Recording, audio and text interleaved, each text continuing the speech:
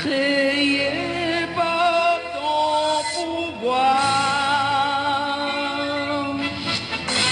Le ciel d'azur, les éclairs et le tonnerre,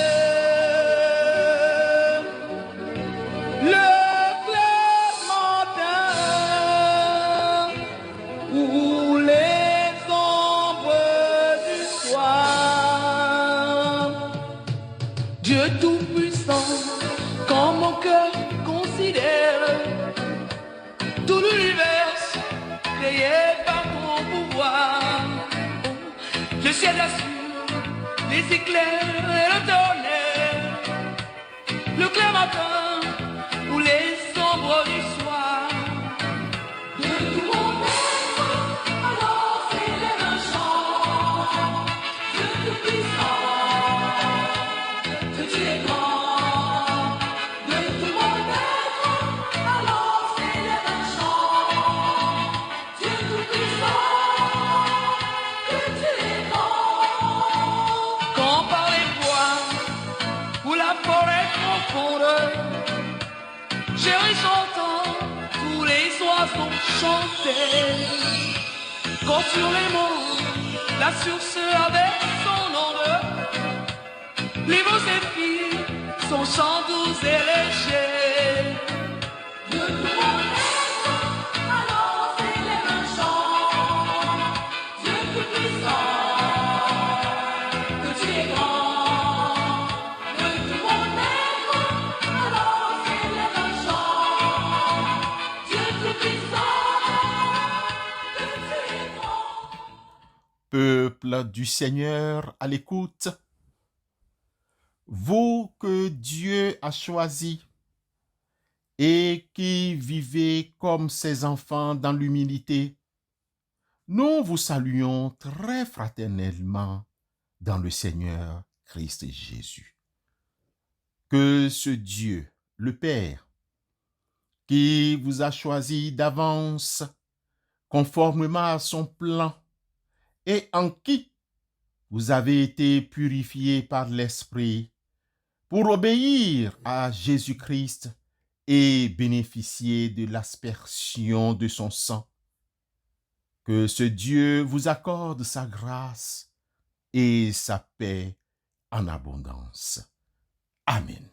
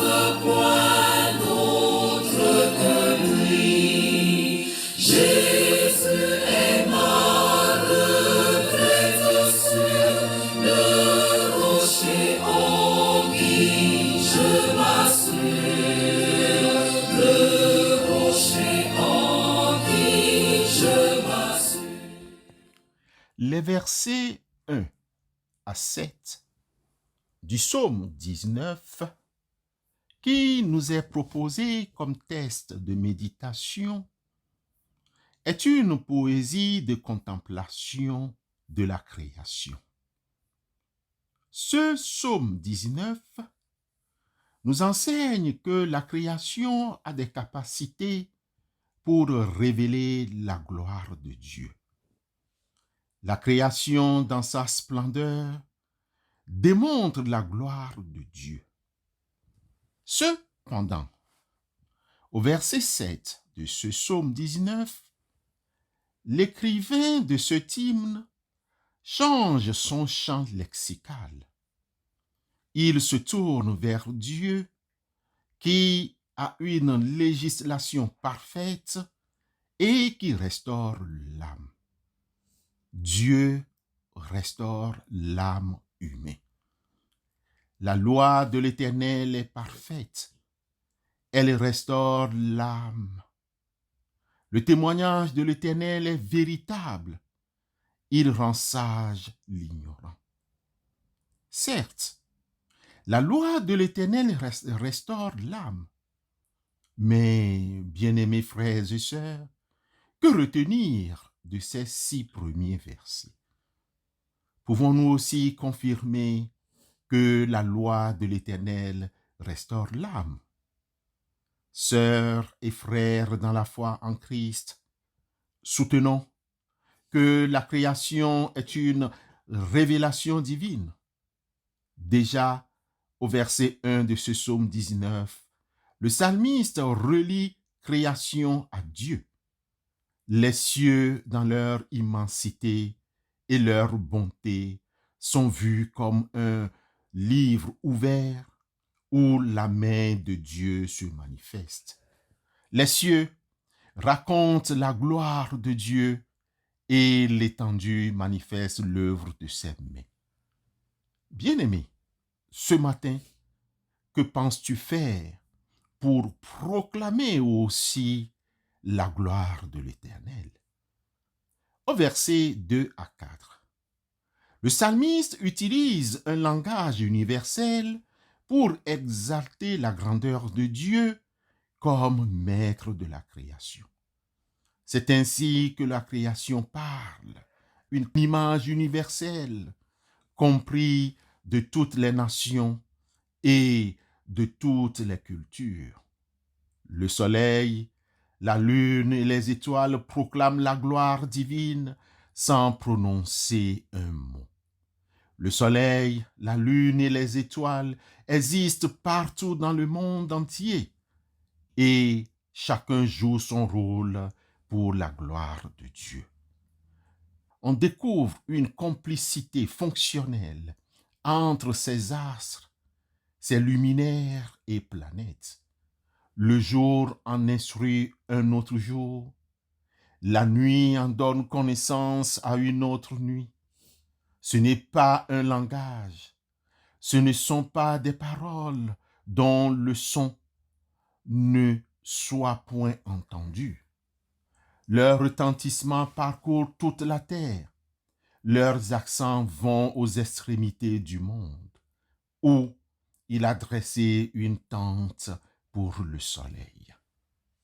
Bien-aimé, le passage des témoins d'un astre à un autre sur la planète Terre fait que Paul, dans sa lettre aux Romains, au chapitre 1, les versets 19 et 20, souligne que la connaissance de Dieu est accessible à tous par la création. Frères et sœurs, si tu regardes et observes la création et tu affirmes encore que Dieu n'existe pas, tu es perdu.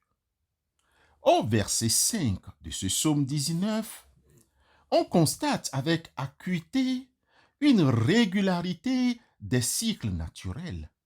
La rotation de la Terre autour du Soleil est comparée à celle d'un époux qui sort de sa chambre nuptiale.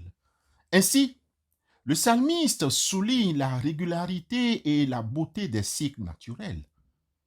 Encore une fois, ces luminaires, dans leur régularité cyclique, témoignent de la sagesse et de la puissance de Dieu. Et le soleil, semblable à un époux qui sort de sa chambre, se lance dans la carrière avec la joie d'un héros.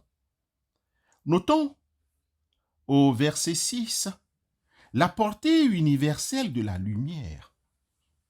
La lumière du soleil qui atteint tous les endroits de la terre symbolise la présence universelle de Dieu et son pouvoir créateur. Il se lève à une extrémité des cieux et achève sa course à l'autre extrémité. Rien ne se dérobe à sa chaleur. Aussi, le psaume 8 ne célèbre-t-il pas la grandeur de Dieu à travers la contemplation de la création. Quand je contemple les cieux, ouvrages de tes doigts, la lune et les étoiles que tu as établies, qu'est-ce que l'homme? Qu'est-ce que l'homme pour que tu te souviennes de lui? Le Fils de l'homme, pour que tu prennes soin de lui. Psaume 8, versets 3 et 4. Frères et sœurs dans la foi, en conclusion, le psaume 19, du verset 1 à 7, nous offre une invitation à contempler la beauté et la complexité de la création. En le faisant ainsi, nous sommes amenés à reconnaître la gloire de Dieu et à approfondir notre relation avec lui. Ma sœur, mon frère en Christ, tous les matins, regarde le soleil se lever et contemple la gloire de Dieu. Amen.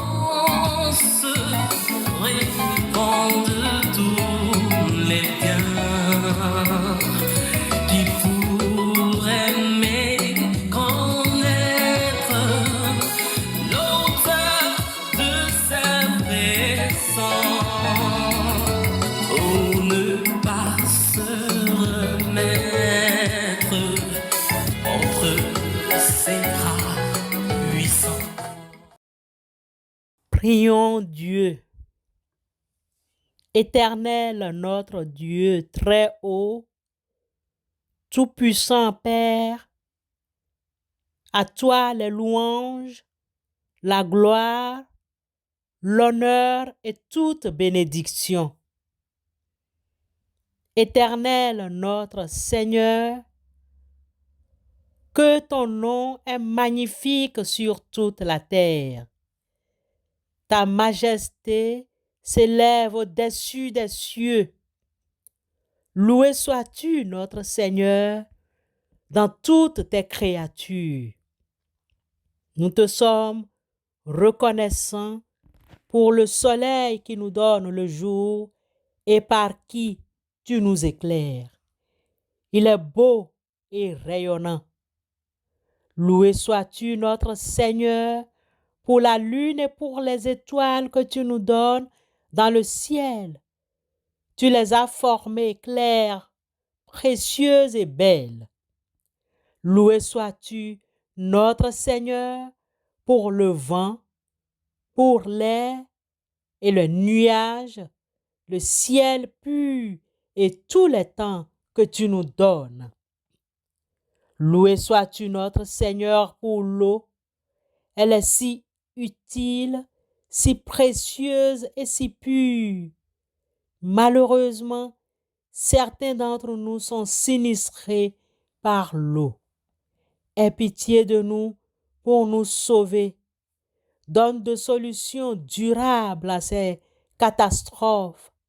Permets que nous soyons attentifs et travailler pour y remédier. Nous te soumettons les malades et leurs familles, celles de nos frères et sœurs qui vivent avec leur handicap et leurs familles. Nous te prions, Seigneur, pour les centres de santé et leur personnel, les centres de formation et d'apprentissage, les écoles, les collèges, les lycées et les universités. Au nom de Christ Jésus, notre Rédempteur, nous te prions. Amen.